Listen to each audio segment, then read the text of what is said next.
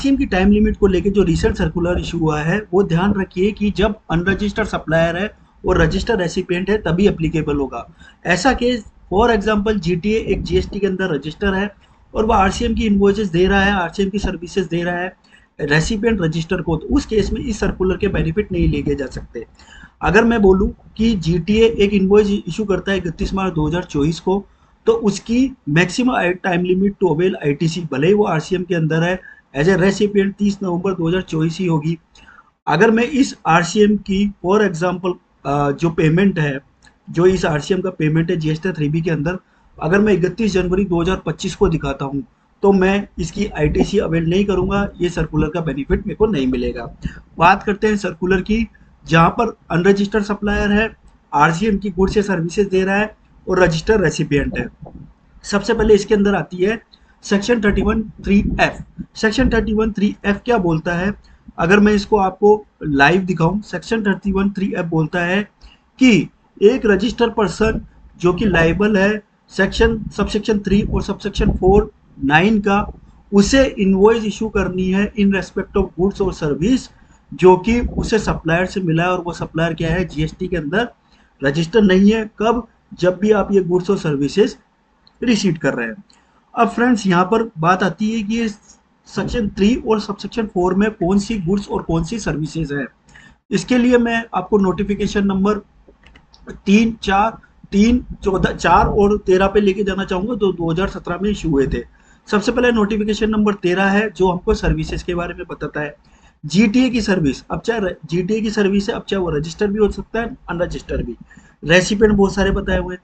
इसी तरीके से एडवोकेट की सर्विस, इसी तरीके से सर्विस स्पॉन्सरशिप और बॉडी कॉर्पोरेट की सर्विसेज, इसी तरीके से आपका डायरेक्टर की services, insurance agent, recovery agent इत्यादि सर्विसेज है। गुड्स की बात करें तो गुड्स के अंदर जो है, गुड्स की बात करें तो गुड्स के अंदर cashew nuts, bidi, टबाकू leaves, silk yarn, supply of lottery, ऐसी चीजें हैं जिनमें अनरजिस्टर्ड सप्लायर या रजिस्टर्ड सप्लायर सप्लाई करता है तो रेसिपिएंट को आरसीएम में देना पड़ता है। फ्रेंड्स, अब हम बात कर लेते हैं टाइम ऑफ सप्लाई की। टाइम ऑफ सप्लाई जो है गुड्स और सर्विसेज के केस में अलग अलग है। सबसे पहले हम बात करते हैं time of supply in respect of service. Service में सिंपल सी चीज़ है, जो रेसिपिएंट है अगर वो अपनी बुक्स में एंट्री कर लेता है आरसीएम से रिलेटेड सर्विसेज की, या उसका पेमेंट कर देता है, या फिर जो सप्लायर है उसने इनवॉइस इशू किया है और इशू करने के 60 दिन जो है चले गए हैं, इन दोनों केस में व्हिचएवर इज अर्लियर है आपको आरसीएम की लायबिलिटी अराइज हो जाएगी और सेक्शन 13(1)(3)(f) के अंदर आपको एक सेल्फ इनवॉइस जनरेट करनी पड़ेगी। गुड्स की अगर बात करें तो गुड्स के केस में जो है वो आपको गुड्स रिसीव हो रहे हैं, या आपने पेमेंट कर दिया है, या आपने बुक्स में एंट्री कर दी है, या 30 डेज चले गए हैं, उस केस में, इन तीनों केस में जो भी है वो गुड्स के केस में आरसीएम की जो है आपको इनवॉइस इशू करना है 31(3)(f) में। एक और चीज़ है जहाँ पर कि एक फॉरेन एसोसिएट एंटरप्राइजेस है, मतलब कि एक फॉरेन कंपनी है, उसकी सब्सिडरी इंडिया के अंदर है। अब नॉर्मली क्या होता है कि जब वो सब्सिडरी फॉरेन एंटिटी से कोई सर्विसेज लेती है तो उसका पेमेंट नहीं करती है, तो जो ए पॉइंट है ना, ये ए पॉइंट इस केस में एप्लीकेबल नहीं हो रहा है। तो इन्होंने सिंपली बोल दिया है कि date of entry in the books of accounts या रेसिपिएंट ऑफ सप्लाई ऑफ सब date of payment whichever is earlier. अब ये मैंने क्यों बताया, अब हम लोग देखते हैं। फ्रेंड्स, एक डायरेक्टर सर्विस जो ली है एक कंपनी ने, जो कि जीएसटी के अंदर रजिस्टर है, और डायरेक्टर जो है जीएसटी के अंदर अनरजिस्टर है। 31/3/2024 को डायरेक्टर की सर्विसेज ली है। सेक्शन 31(3)(f) क्या बोलता है कि उस कंपनी को सेल्फ इनवॉइस इशू करनी होगी जीएसटी के अंदर क्रेडिट लेने के लिए। 9(3) और 9(4) में ये सर्विस कवर है। अब अगर मैं ये सर्कुलर इशू इस सर्कुलर को हटा देता हूँ, तो अगर मैं बोलूँ 31 मार्च 2024 को जो इनवॉइस इशू हुई है उसकी maximum time limit avail ITC 30 नवंबर 2024 है। आफ्टर सर्कुलर क्या है कि सेल्फ इनवॉइस मैंने इशू किया 30 नवंबर 2024।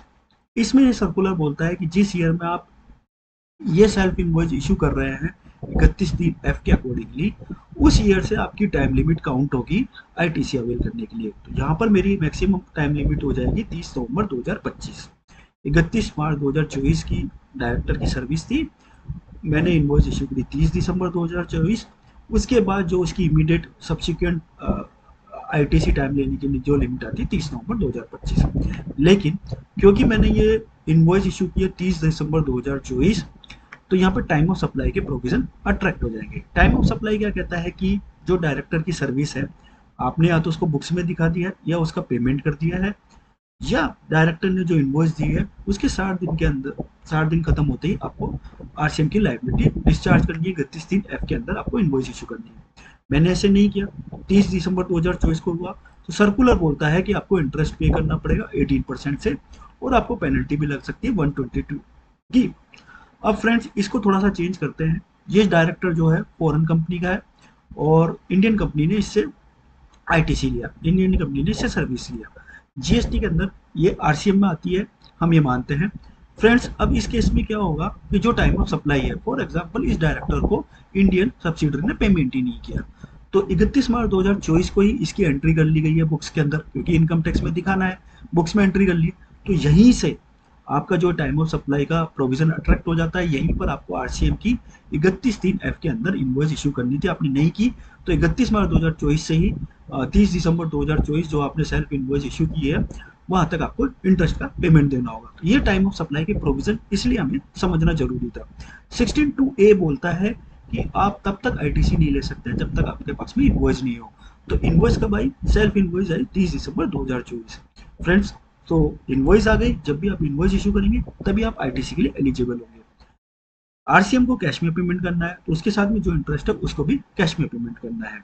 बस एक ही बेनिफिट हुआ कि जो मैक्सिमम टाइम लिमिट थी अवेल करने की आईटीसी, वो आपके सेल्फ इनवॉइस जब आप इशू कर रहे हैं उस ईयर से कंसिडर हो रही है। ये वीडियो था। वीडियो अगर अच्छा लगा हो लाइक शेयर एंड सब्सक्राइब करना ना भूलें। टिल दैट जय हिंद, जय भारत, धन्यवाद।